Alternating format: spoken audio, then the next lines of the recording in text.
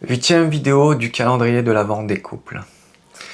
Alors semaine un peu particulière, parce que cette semaine aura pour thème les relations toxiques.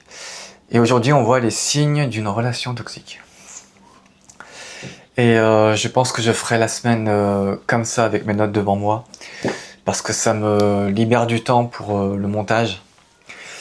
Et d'une part aussi par rapport au thème qui est quand même assez sérieux, donc on va éviter de faire des mises en scène, etc. Voilà, c'est parti. Et je comptais garder ce sujet pour plus tard, mais à l'approche des fêtes et aussi parce que pour certaines personnes, ça peut être urgent. On aborde le cas des relations toxiques. Juste après le sujet d'hier, mais c'est pas grave parce que c'est important. Alors comment reconnaître une relation toxique ? Émotionnellement, vous pouvez être stressé, vous vous sentez coupable parce qu'on vous culpabilise à cause du comportement de l'autre. Vous devez faire attention à tout ce que vous dites parce que sinon ça risque de péter. Vous doutez de vous-même alors que c'était pas le cas avant. Vous ne pouvez pas faire ce que vous voulez alors que c'était le cas avant. Du point de vue du comportement, il y a constamment des critiques, de l'humour arrogant, des sarcasmes, des humiliations sous forme d'humour, déguisé en blague.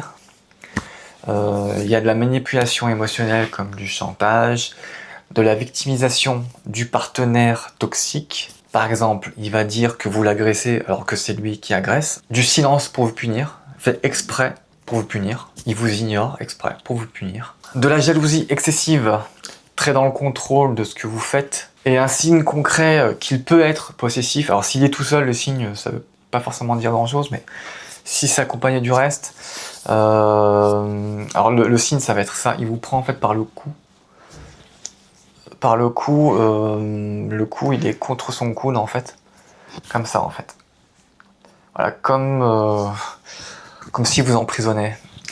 Donc c'est un signe de possessivité. Il y a du contrôle sur votre téléphone, sur vos amis, sur vos vêtements, sur votre emploi du temps, bref, vous êtes pas libre quoi. Il ou elle vous dit qu'il va changer, mais rien ne se passe.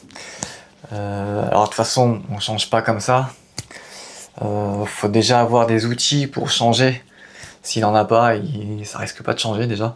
Et au moment où il vous dit ça, ça pourrait être le moment de lui dire ou suggérer d'aller voir un professionnel pour se soigner quoi. Alors trouvez les bons mots, ne lui dites pas qu'il est malade et qu'il doit se faire soigner, mais voilà pour l'accompagner vers un changement quoi. En signe psychologique qui trahissent votre soumission, vous justifiez le comportement de l'autre au lieu de justifier le vôtre. Par exemple, il a fait ça, mais c'est parce que c'est moi qui l'ai énervé. J'ai pas fait les choses correctement, vous voyez. Parce qu'il y a, ça peut être d'autres. En tout cas, vous justifiez son comportement alors qu'il est agressif, quoi, alors qu'il est toxique. Si vous justifiez ça, il y a un signe que vous soyez dans une relation toxique et que vous soyez soumis. Vous vous isolez de vos proches, peut-être parce qu'il y a un contrôle sur vos fréquentations, comme on l'a vu avec le portable, mais aussi parce que vous n'allez pas vers les autres. Ça, c'est un signe que vous êtes isolé, qu'on vous a isolé peut-être, et donc signe d'une relation toxique. Et dernier signe, vous espérez constamment que ça va redevenir comme avant, alors que rien ne se produit. Qu'on soit d'accord, il peut manquer des signes, mais si vous en avez plusieurs, il y a des chances que vous soyez dans une relation toxique. Et là, il faut faire quelque chose. Vous pouvez pas rester comme ça.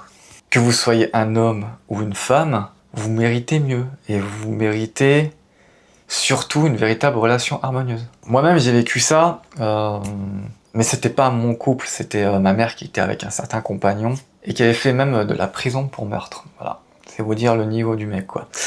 Bref, il s'en prenait à ma mère mais quand il s'en prenait aux enfants, c'était quasiment tout le temps moi qui prenait, quoi. Donc je connais. Mais j'en reparlerai dans la semaine. Et vous, dites-moi dans les commentaires si vous vous êtes reconnu. Partagez à quelqu'un qui en a besoin. Abonnez-vous pour en savoir plus sur les relations toxiques cette semaine.